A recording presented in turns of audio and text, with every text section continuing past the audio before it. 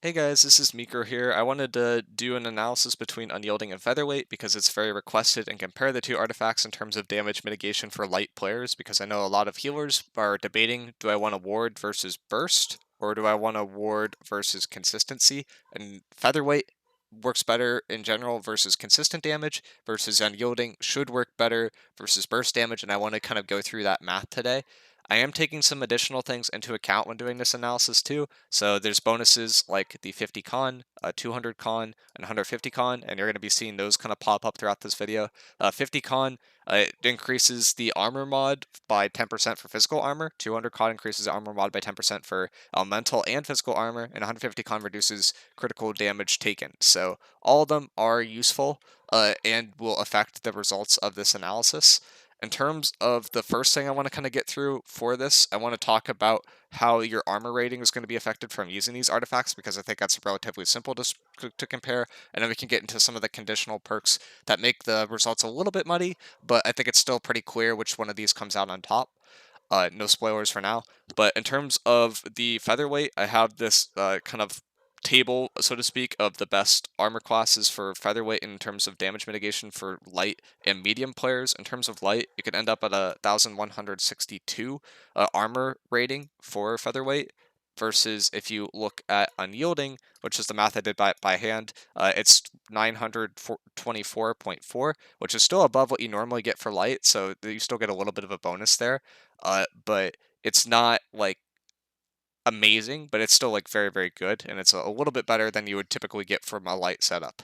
In terms of what that mitigation looks like graphically, we are taking into account that 200 con bonus in this graph. We're not taking into account the 50 con bonus because I find it to be a little bit too consistent to do tons of analysis on because it has to proc when you're above 50% HP, which is fairly common, but it's also just versus physical armor. And for the sake of this example, we're mostly looking at versus Fire Staff because that's a particular matchup where Unyielding seems interesting because Fire Staff tends to have very high burst, and Unyielding, in theory, should do well versus that because Fire Staff has a very high crit damage modifier, which is the thing that Unyielding will be working against. So you can see here that the Featherweight is at 1,278 armor rating, and then Unyielding is at 1,016. So the difference between these two in terms of the mitigation, which is what's on the y-axis here, this is an armor mitigation graph, is 4.95%. So just by using featherweight, you're going to be getting 4.95% more armor than you would if you use unyielding, which is very nice. You can also compare this versus the light, and then you're going to be like a normal light, and you're going to be overall getting about a 6% more mitigation by using featherweight than a normal light build, which is nice. Now that is taking into account the 1.1 bonus. If you're below that 200 con, this doesn't necessarily apply, but I think the results are going to be pretty similar, and we can look at that at the end as sort of a footnote for this analysis. But before I continue, if you aren't sub, please do so. We did pass that 25% threshold, which I'm truly grateful for. I didn't think that we would actually get there for a bit. We were sitting at around 20% originally before I started blabbering about this stuff, but if we can push that up to 30, I'd be even happier because I know there's a lot of people that watch these videos that aren't subbed, and if we could take the time to do so, I would greatly appreciate it, and it will help the channel out a lot. And for now, let's get into the kind of more fun and gross analysis. So in terms of the original graph here, this is before I take into account Fire Staff stuff that makes everything kind of funny. Down here we have Fire Staff stuff, which I'm going to be going through later as a specific example. And then I have down here a kind of a control panel. So for the C here, this is if you're above 150 con. This little line that you see here that might look a little bit weird, this is the mitigation that we need to get to in order for a featherweight to be surpassed in terms of value by unyielding. So if you have something that is above this line, you're going to be getting a more value than you would by running the void, or sorry, by running unyielding. So for the sake of running uh, a normal 150 con, you're gonna be getting to that value at about 29.95%, but that's not like what we're mostly looking at in terms of this analysis. We kind of care about unyielding and how that compares.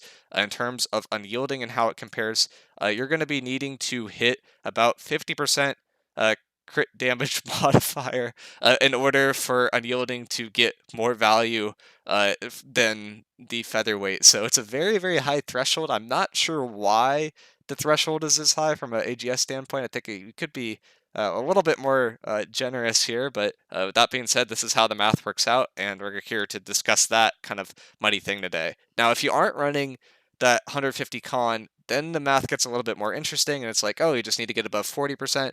You could drop that down a little bit too if you are considering that you're not going to be running 200 con, so you're only having that 50 con bonus for these. So if you're running like a really, really squishy build, unyielding gets even more value, but let's look at like the normal case where you're probably going to be running unyielding and probably are over 200 con because you're worried about burst damage mitigation. Now, so we know as a base that this is, you need to get above 50%, but sadly it gets worse for unyielding from here out, which kind of speaks to how poor the artifact is designed. So in terms of how a crit damage kind of works, there's a base damage modifier in terms of how the math works. Like you have some other modifiers, and this will equal your damage when they're all multiplied together. There's this base damage modifier, and within this base damage modifier, there's an actual base damage, which is capped at 100%. And then there's the critical base damage, which can go above this 100% that adds to it. So effectively, in order for this to get value, and because it's multiplied in the same spot, you need to get double the value of the crit damage. And that's what's shown here in terms of the math. If we're 100% and we want to add to that and get to that 4.95% threshold, we're effectively going to have to get to 9. Actually, that math is just wrong. But you're going to have to effectively get to about 10% for this to work out. So you're going to have to get to roughly 10%, not the actual 9% that I wrote down here. And that's like 9.9 or something, like very, very close, which is what I have written down in this graph itself. I just forgot to update that sheet. And now if we go up here, we get to the fire staff part, and we realize it's not actually possible for unyielding to get more value than featherweight. Yeah, it's kind of a sad conclusion. But unyielding is literally impossible to get more value than featherweight versus the best case situation for unyielding if you are running 200 cons. So, yeah, it's kind of a sad conclusion. Like you would think that this analysis would be able to go further and be like, hey, unyielding's better versus this case, featherweight's better versus this other case, but no, the balance says otherwise, and it turns out unyielding just sucks. So yeah, I would not run unyielding unless you're below 200 con. So let's start getting into that math, because that's where it's a little bit more interesting, at least. If you're below 200 con, then unyielding... Oh wait, I turned on the wrong thing. If you're below 200 con, then unyielding will start getting more value versus a fire staff. If the fire staff has 45, like a 45 crit damage modifier, or like whatever thing is incoming has a 45 crit damage modifier, assuming that their base damage is already at the cap. How do I know fire staff's base damage is already at the cap? Because this is the meta gear for fire staff, and it gets to over the cap. So Alacritus Punishment, used a lot. If you're in Light, that's used a lot. Opal is used a lot. This is with a Rune Glass, so it's 12%, not 15. Queer Casting is a perk the Fire Staffs have. Rune of Helios is a thing they have. 50 in is a thing they have. 150, 300, 350, blah, blah, blah. You get to 114, which is over the 100% cap, which is why in the past I've basically said, hey, don't run Elemental Aversion versus Fire Staff. It's useless, because Elemental Aversion, much like how Unyielding gets 1/2 the value versus Fire Staff, Elemental Aversion will also get 1/2 the value. Enchanted, or what do you call it? Yeah, the Enchanted Ward will get half the value. Anything that's base damage reduction will get 1/2 the value versus something with a high base damage modifier. Or I guess not really base damage modifier, it's just versus high base damage. So that's stuff like the Fire Staff, the Ice Gauntlet, basically any mage weapon, the Abyss. That's not how you spell the Abyss, that has an A in it. Like anything that has a high amount of burst that you would think that Elemental Aversion would be good for, it's actually not good for. And Elemental Aversion, this is kind of an aside, but Elemental Aversion is actually best versus Detonate, because Detonate doesn't take into account these thresholds anymore. So Detonate is just purely going to be mitigated by Elemental Aversion. So where a lot of people are like, hey, do I go Elemental Aversion or do I go Enchanted Ward here? My conclusion is they both suck. So I wouldn't try to run either if you can, and I would rather go for like conditioning in your armor if you're really going to make a choice. And unless you're trying to ward versus Detonate, then it's actually good. But it's just like generally not worth even bothering with, in my opinion. Which is why for my personal build, I go for health, I go for invig, and then I just CDR stack. I just go for cooldown reduction, and then I run freedom as my artifact because I don't think this base damage reduction stuff like really affects the math that much. And this is like one of those examples where you see why, where it's like it's literally impossible for you to get more damage reduction with this artifact. But that being said, let's get back to on topic here. If you're below that 200 con, you need to be versus something with above a 45% crit damage modifier for this to get value, and that is the case versus Fire Staff. So yay, we're actually able to use unyielding, but you have to be below 200 con.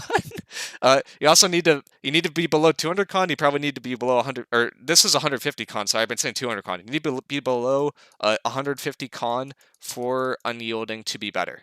And this is where unyielding is best. And then if you are above or equal to 150 con, then featherweight is better. So that's the conclusion from this. I know I didn't spell featherweight perfectly there, but this is what you need to take going home. I'm sorry this analysis is kind of boring. This is why I've kind of pushed it off and people kept asking me, so I was like, I'll make a video about it, but it's really clear that featherweight is just so much better. So there you guys have it. I hope you guys liked the video. I am sorry that it's not as interesting as it should be, but the balance team said hee hee, and it's just not. So with that being said, I'll see you guys in the next video.